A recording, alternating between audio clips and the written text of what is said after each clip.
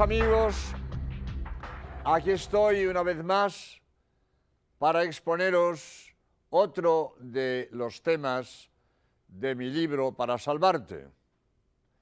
El tema de hoy va a ser Jesús misericordioso, el gran perdonador. Porque Cristo se presenta como el gran perdonador, con sus hechos y con sus parábolas, e incluso en alguna parábola hiperbólica, que puede entenderse mal, tal como suena, así de pronto. Cuando dice Cristo, hay más alegría en el cielo por un pecador que se convierte que por 99 justos que no necesitan perdón. Entonces, ¿qué pasa? Si hay más alegría en el cielo por un pecador que se convierte que por 99 justos que no necesitan perdón, pues vamos a ser pecadores. Vamos a ser pecadores. Y así, cuando nos convirtamos, damos más alegría en el cielo que los 99 justos que no necesitan perdón. Pues no, señor. Evidentemente, esto no es entender el texto de Cristo. Lo que quiere decir Cristo, que el pecador que se convierte da al cielo una alegría nueva, una alegría distinta de la alegría que dan los justos, porque la conversión del pecador es una cosa nueva, distinta. Pongo un ejemplo. Vamos a suponer que, como estoy en Estados Unidos, voy a poner un ejemplo de una madre de familia mexicana y que uno de sus hijos viene a Estados Unidos en busca de trabajo, como tantos mexicanos que hay trabajando en Los Ángeles y en distintos sitios de Estados Unidos.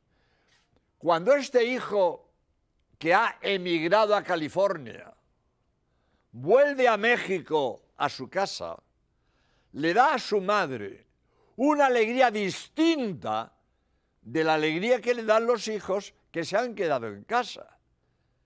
Pero no es que la madre prefiera que sus hijos emigren a California. La madre hubiera preferido que su hijo se hubiera quedado en casa. La madre siente que su hijo tenga que emigrar a California en busca de trabajo. Ella prefiere que los hijos encuentren trabajo en México y no tengan que emigrar. Ahora bien, cuando el hijo que emigró volvió a su casa, le da a su madre una nueva alegría, una distinta alegría de la alegría que le dan los hijos que tienen casa. Pero no es que la madre prefiera que los hijos se vayan a California, no. La madre prefiere que los hijos se queden en casa, pero cuando vuelve el hijo de California le da una alegría distinta.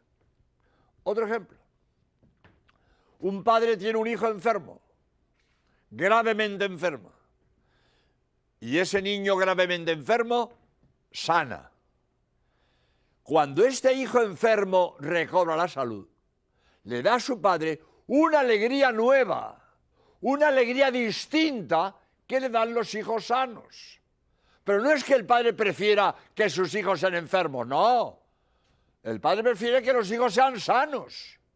Pero cuando el hijo enfermo recupera la salud, le da una alegría distinta, una alegría nueva, que aumenta la alegría que le dan los hijos sanos.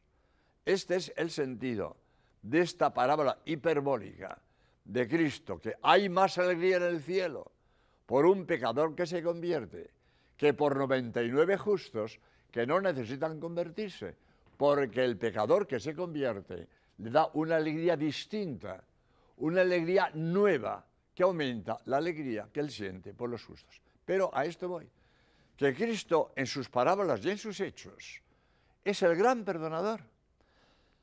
Acordémonos del caso de la adúltera, acordémonos del caso de Zaqueo, es decir, cómo Cristo perdona enormemente, perdona siempre al pecador arrepentido. Condición, arrepentido. Porque si no hay arrepentimiento, no hay perdón de Dios. Sería una monstruosidad que Dios no puede hacer, a perdonar al que no se arrepiente. Es condición indispensable para que Dios te perdone, que pidas perdón, que te arrepientas. A veces he oído decir, me dicen a mí, padre, pero si Dios nos ama tanto, ¿por qué exige el perdón? Porque una madre perdona a su hijo de entrada, sin exigirle perdón. La madre perdona siempre, no exige perdón. Pues puede ser verdad, porque el amor de una madre es ciego, es ciego.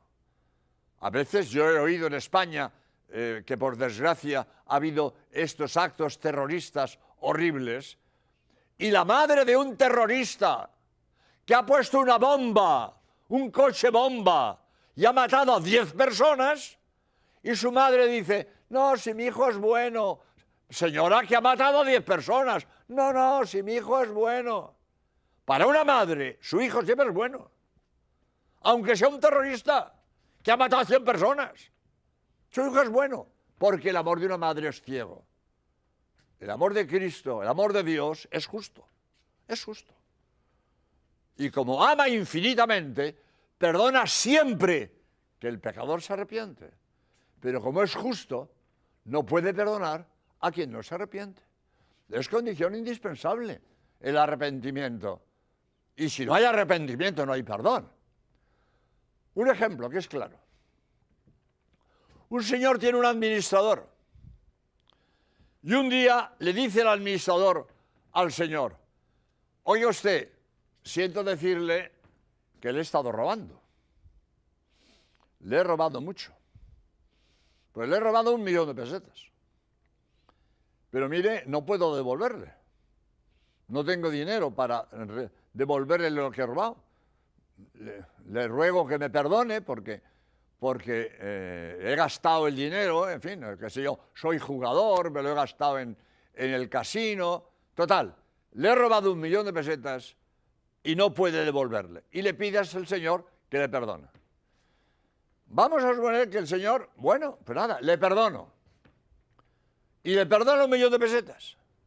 Y antes de despedirse, le dice al amigo, bueno, pero sepa usted que le voy a seguir robando.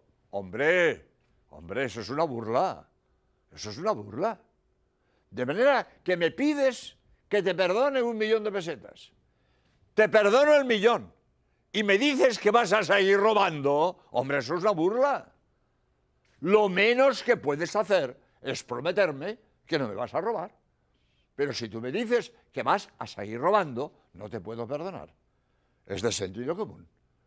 Para que uno pida perdón, es indispensable, primero, el arrepentimiento. Y si no hay arrepentimiento, no hay perdón. Mire usted, yo soy sacerdote. El mayor bien que yo puedo hacer al prójimo es perdonarle sus pecados. Abrirle las puertas del cielo. Ponerle en gracia de Dios. El mayor bien que yo hago a mi prójimo es perdonarle los pecados. Estoy deseando perdonar pecados para poner en gracia de Dios al pecador. Pues toda mi buena voluntad de perdonar a un pecador se estrella si el pecador no se arrepiente. Ahí viene uno y a confesarse de que ha calumniado, que injustamente ha dañado la fama del prójimo. Y cuando yo le digo que tiene que reparar el daño injusto que ha cometido, no, yo no pienso reparar. A fulano no lo trago, yo no reparo. Pues si el que ha calumniado no se arrepiente, no puedo perdonarle. Y me he hecho sacerdote para perdonar pecados. Estoy deseando perdonar. El mayor bien que le hago es perdonarle, pero no puedo perdonarle si no se arrepiente. Y si él me dice que no se arrepiente, no puedo perdonarle. Es condición indispensable para que Dios perdone el arrepentimiento. Y si no hay arrepentimiento, no hay perdón de Dios. Ahora bien, el arrepentimiento no excluye el miedo de volver a pecar.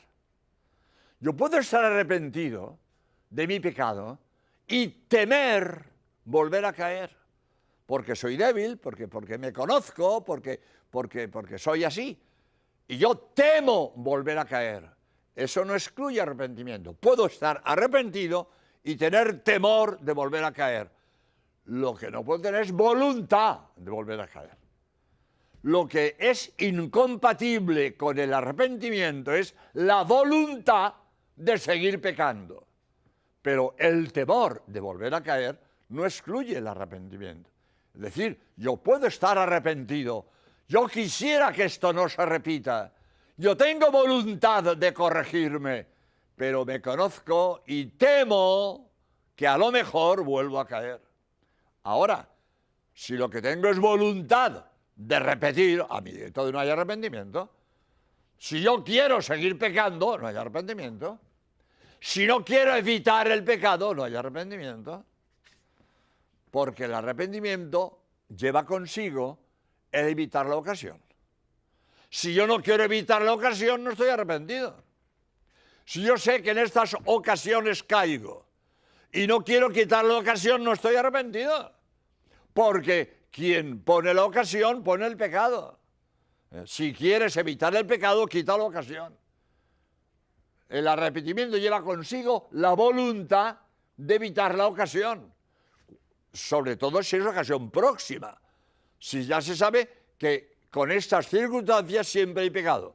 Si es remota, hay menos obligación. Hay que poner las circunstancias, hay que buscar las circunstancias de que el pecado no se repita. Ahora, hay ocasiones que son necesarias, que no se pueden evitar, que no está en mi mano evitarlas. Cuando la ocasión no está en mi mano evitarlas, yo debo buscar el modo de superarla. Pero si la ocasión es próxima y está en mi mano evitarla, tengo obligación de quitar la ocasión próxima del pecado, si está en mi mano. Aunque cueste, porque a veces cuesta mucho. A veces romper con las ocasiones cuesta mucho. Por eso dice Cristo, que es tremendo lo que dice Cristo.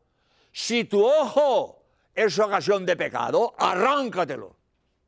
Si tu mano es ocasión de pecado, córtatela.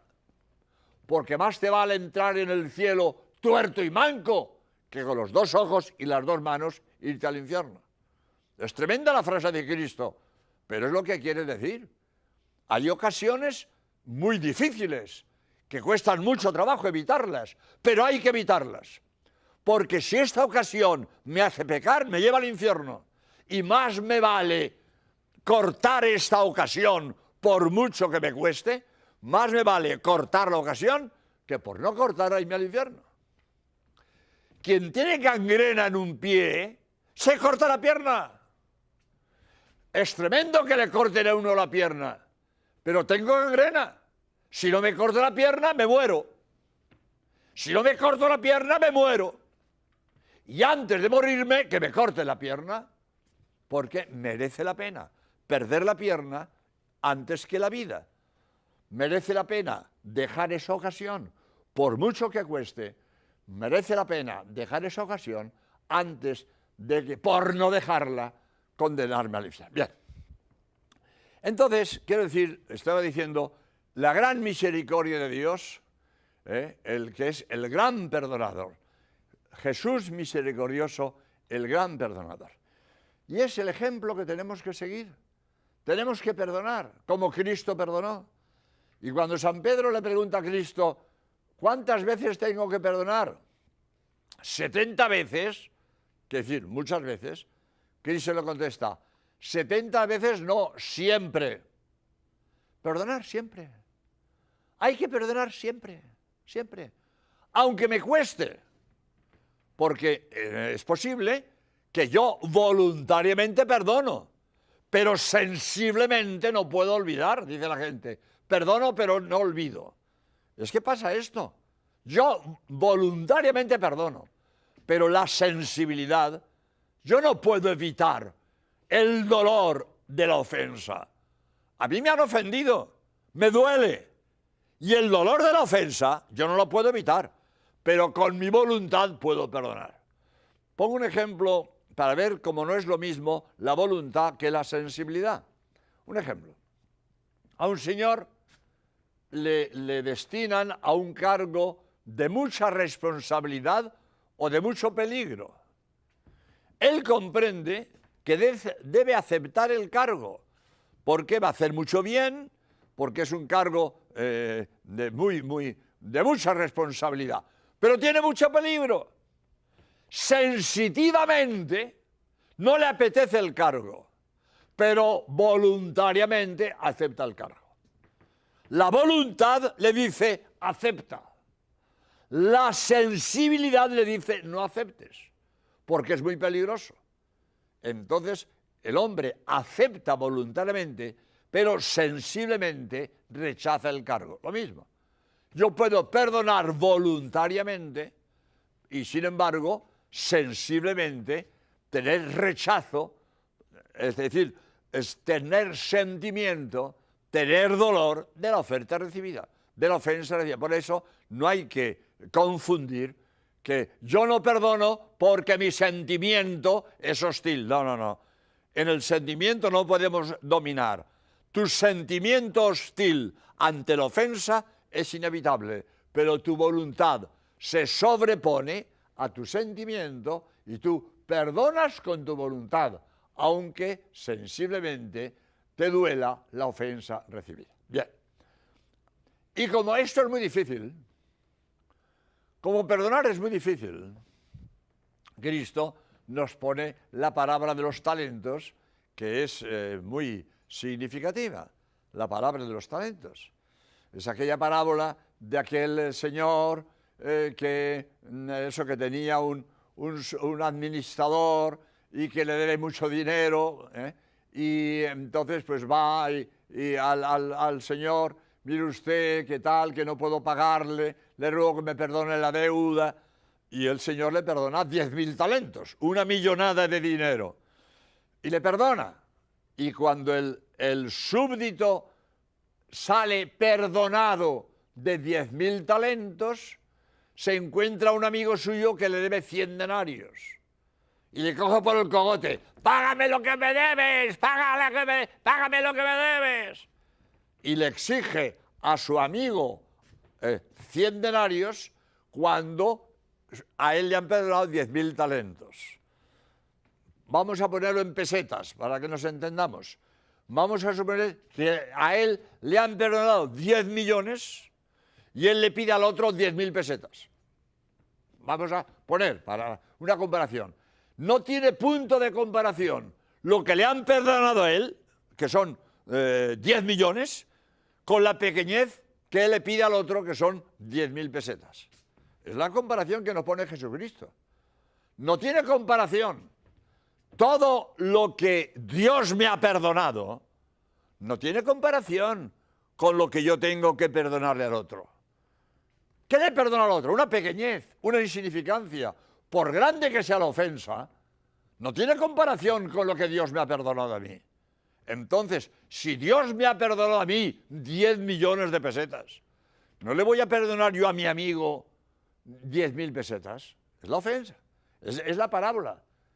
Nunca debemos regatearle el perdón a mis hermanos, porque por mucho que él me haya ofendido, no tiene punto de comparación con lo que Dios me ha perdonado.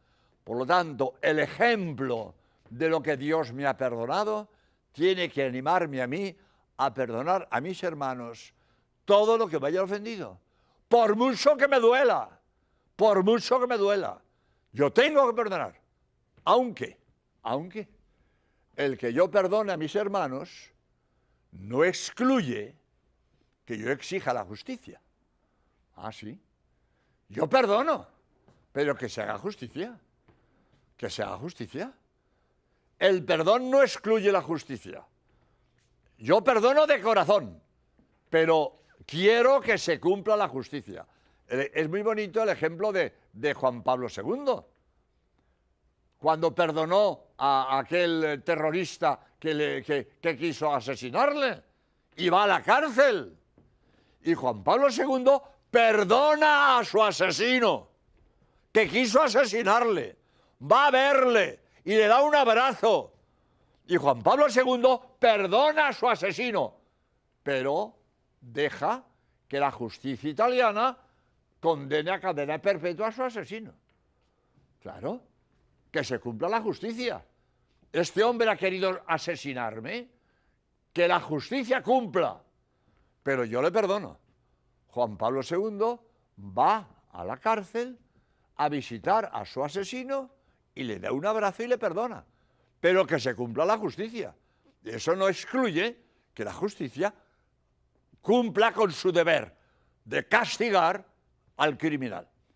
Por lo tanto, el deseo de que se cumpla la justicia no excluye el perdón de corazón al ofensor. Y finalmente digo que este perdón que tenemos que dar a nuestro enemigo es indispensable. Si yo quiero que Dios me perdone, yo tengo que perdonar a mis hermanos, porque como no perdone, Dios no me perdona. Es condición indispensable para que Dios me perdone, que yo perdone. Y esto lo decimos en el Padre Nuestro, todos los días en el Padre Nuestro. Está diciendo, perdona nuestras ofensas, así como nosotros perdonamos a los que nos han ofendido. Si yo no perdono al que me ha ofendido, le estoy diciendo a Dios que no me perdone. Perdona nuestras ofensas, así como nosotros perdonamos a los que nos han ofendido. Así como no es cantidad, no es que yo perdono en la misma cantidad que a mí me perdonan, no, es el hecho de perdonar. Yo perdono, así como Dios me perdona, yo perdono, aunque lo que yo perdone vale mucho menos que lo que Dios me perdona a mí. No es la cantidad del perdón, no es el volumen del perdón, es el hecho de perdonar. Perdóname a mí como yo perdono a los demás. Si yo no perdono a los demás, estoy diciendo a Dios que no me perdone. Y cada vez que rezo el Padre Nuestro, estoy cerrando la puerta al perdón de Dios. Yo no permito que Dios me perdone, porque yo no quiero perdonar a los demás. Por lo tanto, perdóname a mí, Señor, como yo perdono a los demás. Si yo no perdono, Dios no me perdona. Pero si yo perdono, puedo tener esperanza de que Dios me va a perdonar a mí. Porque Jesús misericordioso es el gran perdonador.